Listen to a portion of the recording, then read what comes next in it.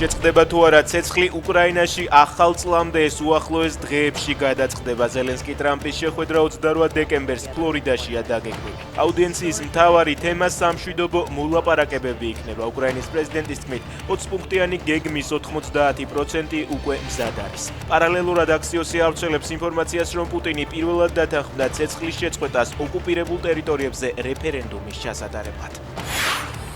საპატიმროში ლილუაშვილი ნორმალურ პირობებშია, პრეტენზია არ გამოუთქვამს, ამბობს სუსის ყოფილი უფროსის ადვოკატი. მისი ინფორმაციით, დიდი ოდენობით ქთამის აღებასა და კოლ-ცენტრების მფარველობაში ბრალდებული ლილუაშვილი მომდევნო პროცესზე დასწრებას აპირებს. გავრცელებული ინფორმაციით, რუსთავში ის იმ საკანში იმყოფება, რომელშიც ზურაბ ჯაფარიძემ 7 თვე გაატარა.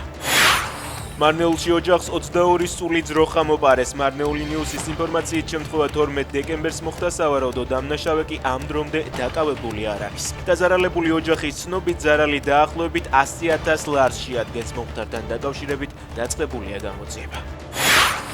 იაპონიის ელჩმა ლანა ღოღობერიძეს ამომავალი მზის ორდენი გადასცა. ღონისძიება ელჩის რეზიდენციაში გაიმართა. ჩემთვის ძალიან მოულოდნელი და სასიხარულო ამბავია, იაპონიის იმპერატორმა დამაჯილდოვა ამომავალი მზის ორდენით, დაწერა კინორეჟისორმა.